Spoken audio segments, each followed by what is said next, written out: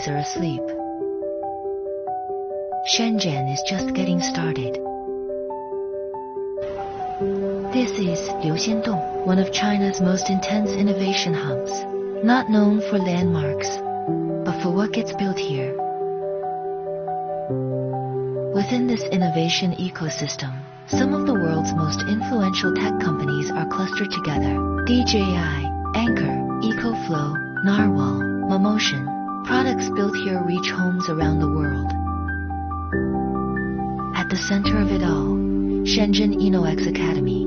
Over 900 entrepreneurs, more than 90 startups, turning their bold ideas into real products within the same space. Ideas don't stay ideas for long. And long after midnight, the lights are still on.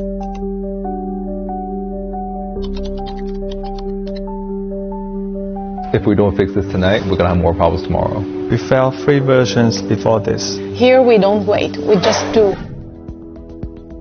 People come here from around the world, not just to observe, but to build together. In terms of the speed, it was 3 to 4 weeks. Here is 1 to 2 weeks. In terms of the quality, here, because we have this very good manufacturers and very tiny that we can develop small chip. Here the quality is a little bit better to some extent.